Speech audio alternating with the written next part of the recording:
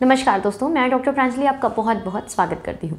दोस्तों, आज हम बात करेंगे अर्टिकेरिया यानी कि पित्ती उछलने की परेशानी के बारे में। ये एक बहुत ही कॉमन समस्या है, बच्चों में, बड़ों में, सब में देखने को बहुत ज़्यादा मिलती है। आज मैं आपको बताऊंगी कि इस अर्टिकेरिया के पीछे क्या क्या कारण हो सकते हैं, कैसे लक्षण आपको देखने को मिल सकते हैं, क्या ट्रिगरिंग पॉइंट्स इसके हो सकते हैं और ऐसी कौन सी बेस्ट होम्योपैथिक मेडिसिन हैं जिसका प्रयोग करके आप अपनी अर्टिकेरिया परेशानी को ठीक रख सकते हैं। आज मैं आपको टॉप 5 होम्योपैथिक मेडिसिन बताऊंगी अर्टिकेरिया की, जिनका पित्ती उछलना यानी कि अर्टिकेरियल इश्यूज पे बहुत ही अच्छा एक्शन होता है।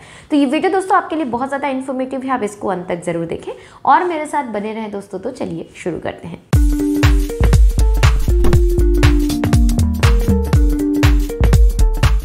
दोस्तों, अर्टिकेरिया यानी कि जो पित्ती उछलना एक आमतौर पर स्किन इशू है, आपके स्किन में दिखने वाली परेशानी है, जिसके पीछे की अगर मैं कारण की बात करूं तो डिफरेंट टाइप की एलर्जी इसके पीछे एक बहुत ही महत्वपूर्ण भूमिका निभाते हैं।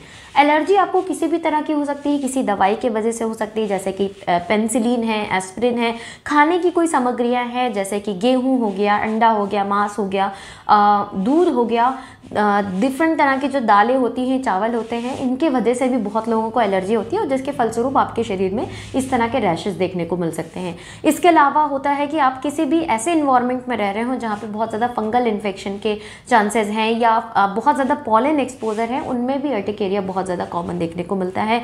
इसके अलावा आप किसी भी ऐसी बीमारी से ग्रसित हैं जैसे किसी तरह का इन्फेक्शन हो, चाहे ट्यूबरकुलोसिस हो, डायरिया हुआ हो, एमीबीएसएस यानी कि पेचिश की परेशानी रही हो, आपको कोई डाइजेशन रिलेटेड परेशानी रहती हो, उनमें भी देखने को मिलता है कि आपको आए दिन इस तरह के रैशेस डेवलप हो रहे हैं। दांत की परेशानी हो, उसमें अगर पस पड़ रहा हो, टॉन्सिल इन्फेक्शन हो, उस सब स्थिति में भी देखा गया है कि बहुत सारे लोगों को जो है अर्टिकेरियल अटैक देखने को मिलते हैं। इसके अलावा आप बहुत ज़्यादा सर्दी वाले एटमॉस्फेयर में रहते हो या बहुत ज़्यादा गर्म कंडीशन में रहते हो, गर्म प्रदेश में रहते हो, उनमें भी सडन इन्वायरमेंट चेंजेस से भी अर्टिकेरियल अटैक देखने को मिल सकता है। सो ये कुछ मुख्य कारण है, इसके अलावा भी कारण हो सकते हैं, लेकिन ये एक मुख्य कारण होते हैं किसी के भी शरीर में अर्टिकेरियल रैशेस के अपीयर होने के या जो है आपके शरीर पित्ती के बनने के लिए। अब बात करते हैं कि आपको कैसे लक्षण देखने को मिले जिससे आप समझें कि क्या ये पित्ती या अर्टिकेरिया है या कुछ और है। जो रैशेज आपको अपीयर होंगे वो ऐसे इर्रेगुलर सरफेस के होंगे, मतलब आपको चींटी काटती है या मॉस्किटो बाइट होती है, आप देखते होंगे जैसे आपको चकत्ते बनते हैं, वैसे चकत्ते आपको छोटे साइज में भी बन सकते हैं और बड़े साइज के भी बन सकते हैं। कभी कभी डिस्मस ऑफ साइज यू में गेट, अर्टिकेरिया के बड़े बड़े पैचेस भी आ जाते हैं, कभी कभी छोटे छोटे साइज के भी, या कभी बिंदी जैसे भी आपको रैशेस देखने को मिल सकती है। अब इन रैशेस में आपको खुजली देखने को मिल सकती है, खुजली के साथ साथ जलन महसूस हो सकती है और आपको कवरिंग से भी दिक्कत हो सकती है, कुछ लोगों को अनकवरिंग से भी दिक्कत हो सकती है, किसी को ठंडे से अच्छा लगता है, किसी को गर्म से अच्छा लगता है, वो एक पर्सन टू पर्सन वेरी करता है। इसके साथ साथ सबसे पिक्यूलियर जो साइन होता है अर्टिकेरिया का कि ये कुछ समय बाद डिसअपियर हो जाते हैं और फिर कुछ दिन बाद या कुछ समय के बाद वापस रिपीट होने लगते हैं।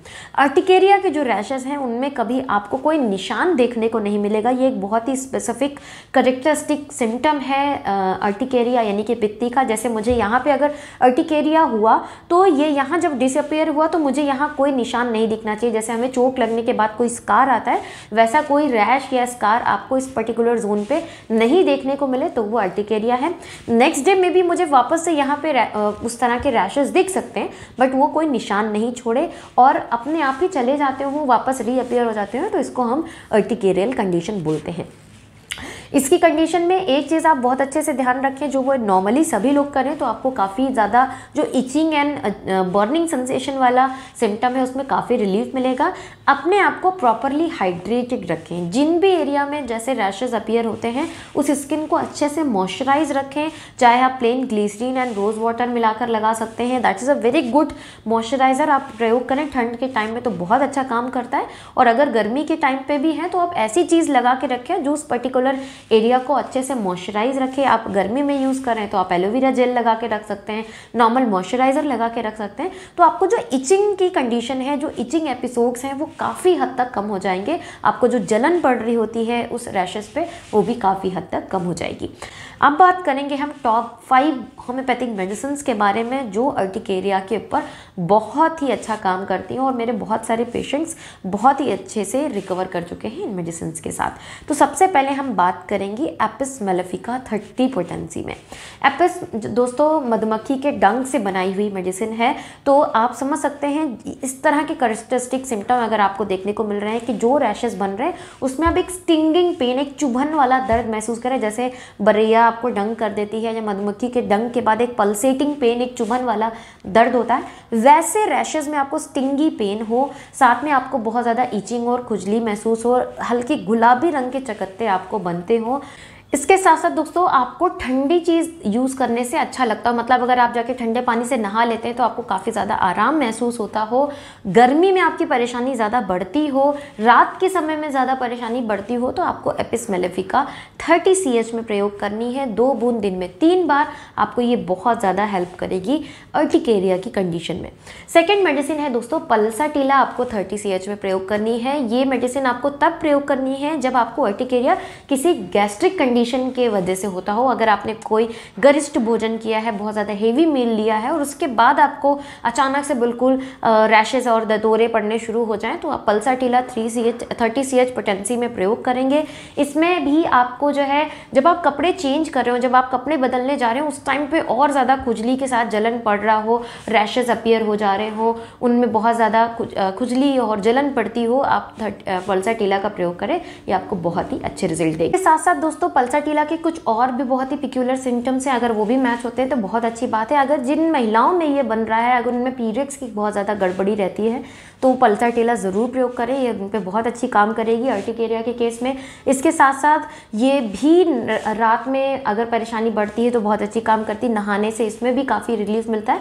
लेकिन इसको आपको कैसे देना, अगर गैस्ट्रिक कंडीशन की वजह से ये अपेयर हो रहा है तो पल्साटिला का प्रयोग करें, और नॉर्मल ही हुआ है लेकिन उसमें जो स्टिंगी पेन हो रहा है तो आपको एपिस मेलेफिका यूज़ करनी है। थर्ड मेडिसिन है रेस्ट्रॉक्स, 30 CH में प्रयोग करनी है। ये अपोजिट काम करती है एपिस और इन सब के। आपको ठंडे पानी से अगर आपने नहाया तो आपको दिक्कत और बढ़ती है, बारिश में भीग गए तो आपको परेशानी और ज़्यादा बढ़ती हो, बहुत ज़्यादा जलन के साथ आपको जो रैशेस बन रहे हैं उनमें चुभन हो रही है।